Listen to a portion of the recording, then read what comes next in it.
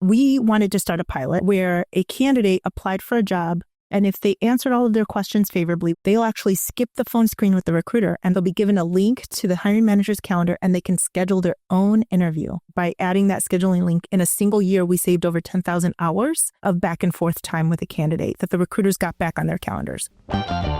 So what does it really take for your business to attract world-class talent today? I'm Dave Travers, president of ZipRecruiter. And on Talent All-Stars, we shine a light on the people and the day-to-day processes behind recruitment and retention at some of the world's most influential businesses. Today's Talent All-Star plays a critical role at Texas's biggest healthcare system, Baylor Scott White Health. And as director of talent acquisition, Yvette Hansen has led some really innovative campaigns that have gotten some seriously impressive results. And she's not only an award-winning recruiter, she's also an award-winning athlete. Most recently, she's been training for her next big competition, a 50K race. Yvette Hansen, welcome to Talent All-Stars. Thanks, Dave. Happy to be here. So one of the things I'd love to dive into first is something we share a passion for, which is recruitment marketing. And I know this is an area you've thought a lot about. In healthcare, obviously, at Baylor and elsewhere, it's an incredibly challenging environment for certain types of roles and certain skills. How do you think about the topic of recruitment marketing, and where are you pushing forward over the next 12 months? So I think recruitment marketing in any industry, but specifically in healthcare, is imperative. I think if you don't invest in recruitment marketing, you are, like my boss likes to say, tying one hand behind my back. We need to be out there. We need to promote our brand, our positions, our employee voice, our stories. Why would somebody want to come here? So ultimately, your employee voice campaign has to be really important. Your employee value proposition has to be front and center. I think, especially for the healthcare industry, there are so many different competitors coming into our space that we really have to differentiate ourselves as to why somebody would want to come work for us. What is our culture offering you? What is the value that we can offer your career, your family? All of that has to come into play. You mentioned two things there that are buzzwords that I'm not sure everyone knows. So when you say value and voice, when it comes to employees into recruiting targets, what do you think about specifically? Unpack that into plain English for us. So the employee voice is basically just that. It's getting our team members to share their unique experiences here at Baylor, what it's like to work there. You get the story of an employee from beginning to end to sometimes their family gets involved. And so like we had one team member who was a supervisor, not an individual contributor. He was a supervisor. And he challenged himself to go back to school. And not only did he go back to school to get his bachelor's, but also his master's. And he was able to participate in our tuition reimbursement program. Shortly after graduating with his master's degree, he was promoted to a regional director role, which was fantastic. It was his goal, and he ultimately attained that goal. And he allowed us to share that story in a very fun and personable way on TikTok, actually. We had another team member who shared their experience working with such a diverse and dynamic team and just wanted to share how much joy he got out of coming to work every day. And his campaign is one of our highest performing campaigns of all time. He has a very joyful demeanor, so that very much helps us. But just being able to amplify his voice using social media, it really connected with individuals as to why they should come work here. So I think what's interesting about that is I think a lot of talent leaders know what their employee value proposition is and know what it is that closes candidates, gets candidates excited, keeps people there for a long time who are really successful. And they know of some examples of internally successful people who would also be amazing storytellers, but they haven't necessarily started creating content and buying media and doing a campaign. How would you, if you're starting, I have a sense of my value, I have a sense of of a couple voices that would be really powerful. How do you get started? I love that question, Dave, because I had a really unique story with that. So when we developed the employee voice campaign, we knew what we wanted to do. And I started thinking about, did I hear any stories about anyone because I'd recently come to an organization, I wanted to learn about people. And so I was asking about team members and their experience. And I had one team member say, yeah, my husband went back to school and then he got promoted. It was really great. And I asked, oh, was he able to get tuition reimbursement? And she said, yes. 2 months later is when I was talking to our marketing team about our employee voice campaign. And I remembered this woman telling me the story. So I reached out to her and I said, do you think your husband would be willing to participate in this campaign? And I explained it to her. And she said, I think so. Let me ask him. And she shot the first video on her phone and then sent us the video. And it was a couple of years ago when it was the pointing videos were really popular. Like you pointed here and things popped up. And so he felt kind of silly doing it, but he loves his wife and she asked him to do this. And we just leveraged this relationship that we had. And he was our very first campaign. It performed fantastic. It was a fun thing to do, but you get started with the simplest thing. Like, who do you know? Just ask them, grab your phone, shoot the video, add a little bit of creative magic to it and post it and see how well it does. That's amazing. And the word that comes bursting out of that is authenticity, which is counterintuitive when you're thinking about yourself or somebody, a campaign you're starting. You want it to look polished and perfect and uncontroversial. But on social media, what is so clearly true is that authenticity is incredibly powerful. So it doesn't have to be highly produced to get started. Well, and those are the ones that do the best, right, Dave? Like the high produced videos look fantastic. And I love those too. But the ones that perform the best, the ones that resonate with your audience more, your candidate population more, are the raw looking footage because they want reality. They want to know, what is it really like to work here?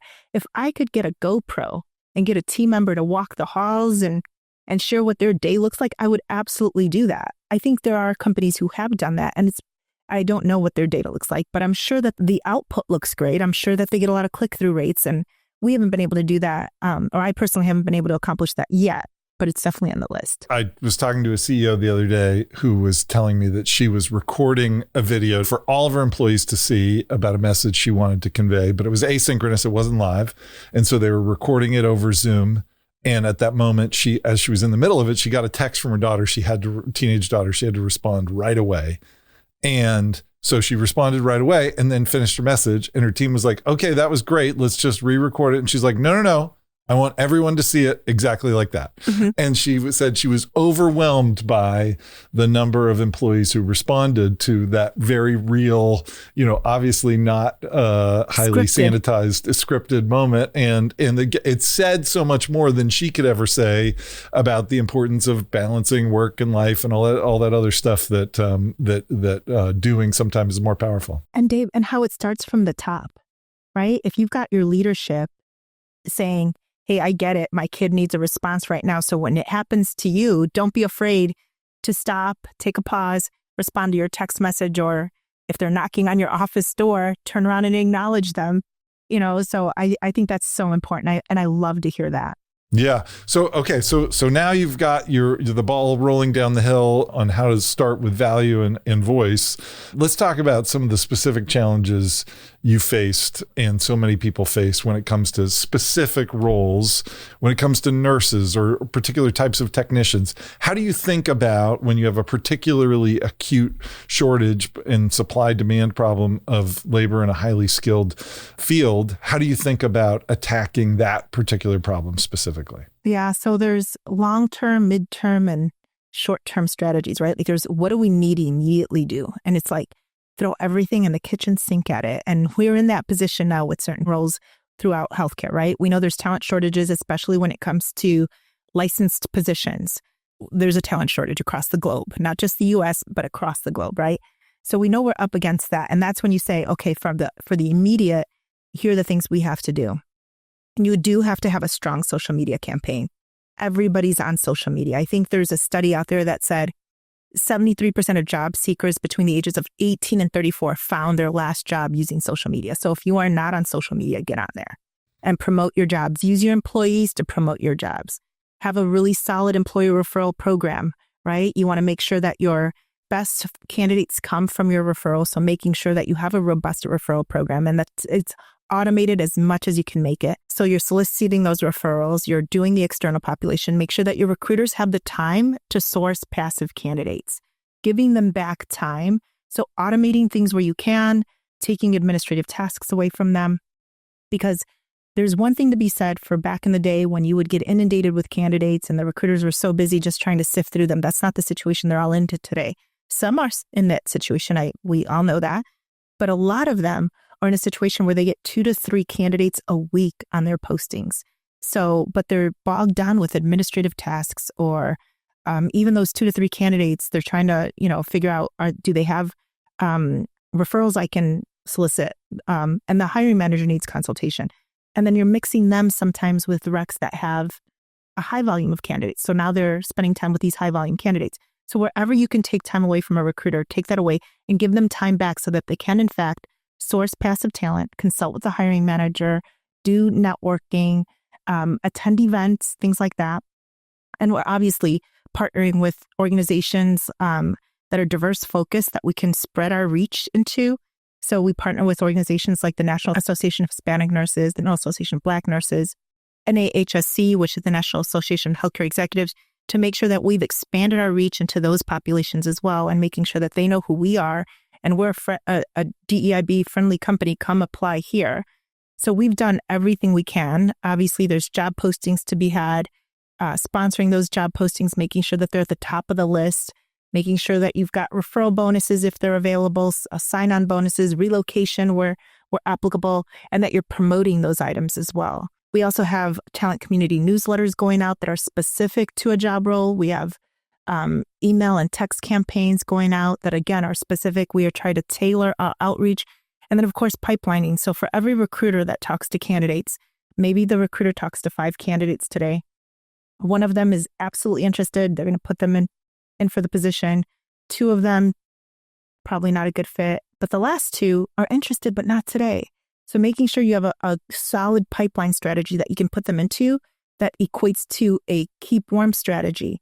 So if one tells you, yeah, I'm available, but I can only work this shift, that means they're ready to hire or ready to interview, but the job doesn't exist yet because the hours that we're looking for don't fit them. So you want to send them a keep warm strategy that makes them feel like, yeah, we're looking for you today. But that last candidate that we're going to pipeline, that individual says, I'm in Chicago, you're in Texas. I really do want to get there, but I have 2 kids in high school, so I'm not going to make the transition for a year. So you want to send them a keep warm strategy that's tailored to that 1 year long keep warm effort, right? You don't want to send them a list of jobs that are available today. You want to send them information about what's happening at Baylor, why it would be great to move to Texas. Hey, here's an expansion we have going on. If you happen to know anyone in your network that might be interested, please do feel free to share this information forward. So that way they understand you're not just you're not looking out for yourself. You're not looking out to fill that role. You really are interested and you heard what they had to say and you're responding to what they shared with you.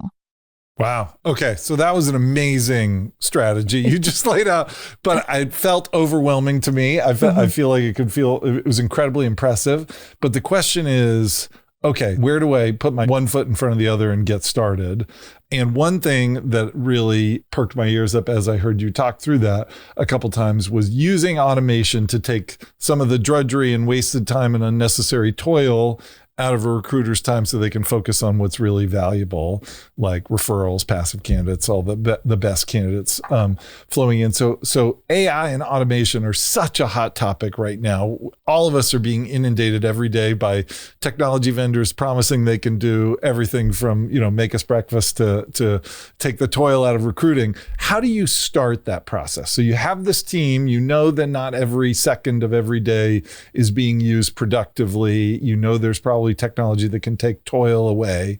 How do you do that? How do you get started?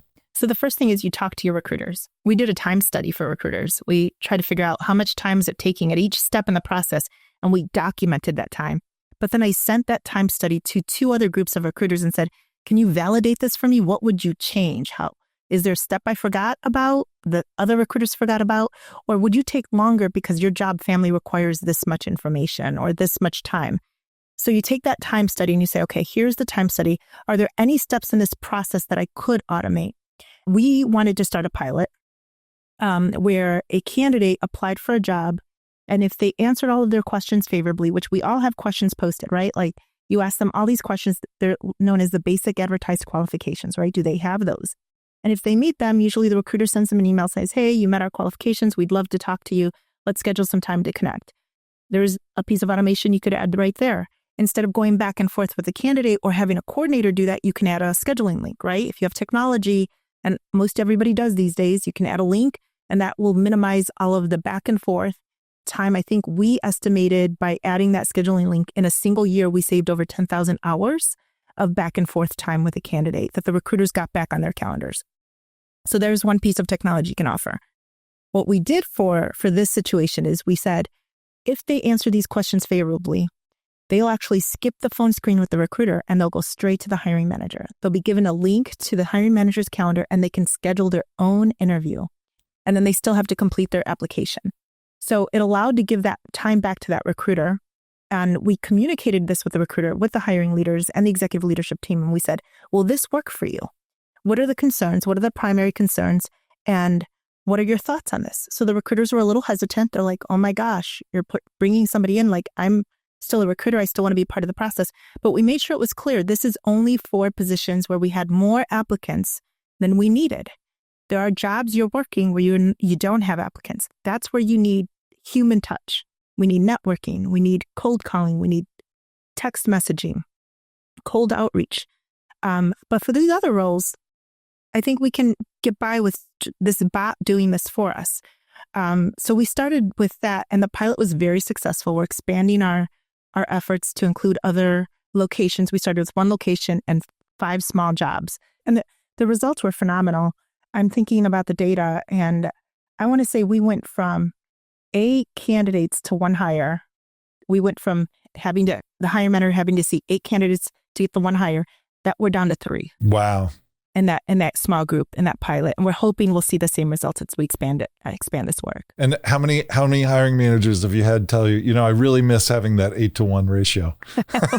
Not one yet. Not one yet. Me neither. I've never heard that either. Okay. One of the things that I would love to talk to you about is that recruiting and talent isn't your only passion. So I know from previous chats that you are a passionate athlete and you do some incredible racing and challenges and CrossFit and all these amazing things that you're involved in. Talk about the passion you bring to that and making time with your busy job, being this executive where you have to do have so much responsibility, and how you make time for your passion outside of work and how you bring that into work.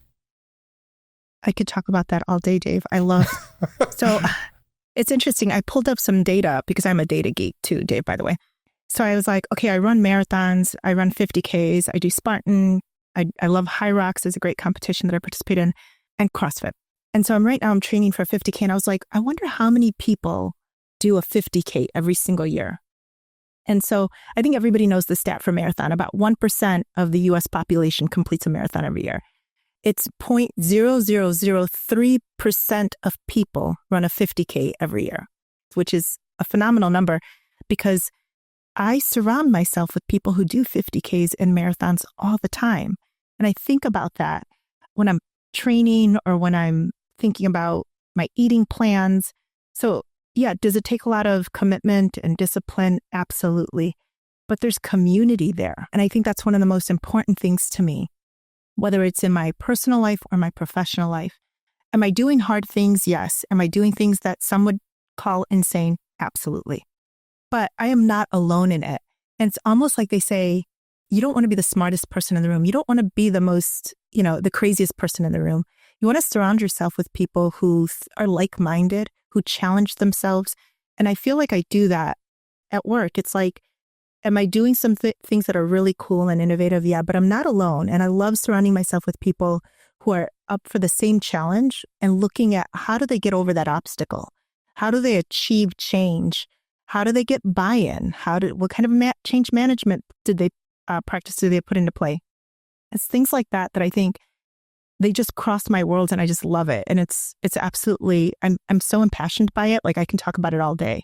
Wow. I love that, because so many of us have heard the "you are what you eat" sort of truism, which is true. But what is even more true, and has been proven many times over, is you are who you spend time with. And it's also incredible, as someone who's not nearly as accomplished an athlete, but if you haven't gone to a race of any sort, if you haven't gone to a 5K fun run, it's an incredible community that is developed in those races and in those communities of people who are just getting out there and getting active on Thanksgiving morning or whatever the case may be. They cheer louder for the last person across that finish line as they do for the first person. Because for some, it's the greatest achievement they've made in I don't know how long, right?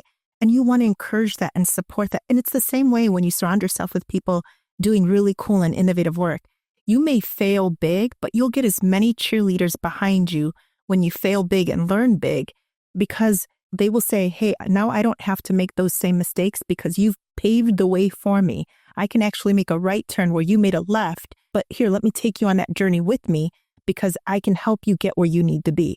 And I think that's fantastic. It's one of the things I love about the TA community. It's everyone wants to share best practices. We're all in it together. Everybody wants to see the other excel. And don't get me wrong, we all want more the candidates than our competitor. But at the end of the day, I haven't talked to one TA professional who has said, I'm not going to tell you my best practices, or I'm going to my grave with my secrets. We're all willing to share and say, let's all succeed together. That is so true. The power of connecting the right person to the right opportunity. What a great TA function, as you're describing it, and a great TA professional does, is connect someone to the opportunity to find a great fit for them. And there's an endless abundance of that. That's not a scarce resource in the world, about the ability to connect people to an even better opportunity. So I absolutely love that. That's a great place to pivot to the way we close each episode here, which is to do sort of a rapid fire where we assume for a moment that you and I are just getting on an elevator together and we've got 1 minute and I'm the chief people officer or CEO of Baylor Health. And in 60 seconds together, I say, oh, hi, Yvette, how are you doing? And while I have you here, there's one question I would love to know, which is, what is the most important thing that the TA team needs to accomplish over the next year? Obviously, getting more talent through the door, getting them through the door and faster. And the way to do that is creativity and imagination.